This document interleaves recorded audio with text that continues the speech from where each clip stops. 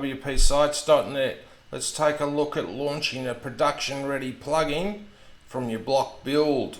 So you're finishing developing your block locally and now you want to launch it. So the first thing you need to do is create a folder in your plugins folder. So we're in the plugins folder now, and we'll just create a folder named production. Okay, now the next step, we need to copy the files from the build folder.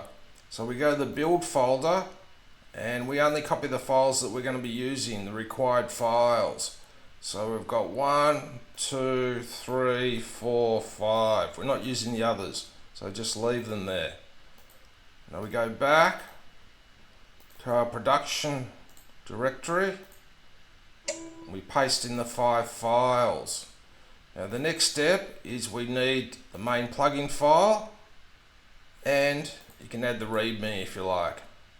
So copy these into production. And the last step is we need to change the path to directory. So we change that. We'll also change the plugin header. We'll change the version number. So start with 0.0.1. Save the changes. And that's our production copy. That's everything we've got. There's a description at the end of this tutorial which basically describes what these different files do. So here it is here. You can zip that up and distribute it. But let's go on the front end. We'll go to the plugins page. And we're looking for Pro. Here it is here. So we activate this. Activated. Now let's just test, make sure it works.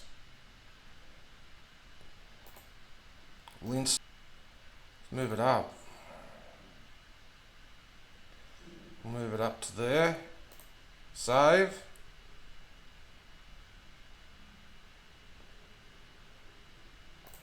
Let's take a look on the front end. Here we have it here. So test the settings.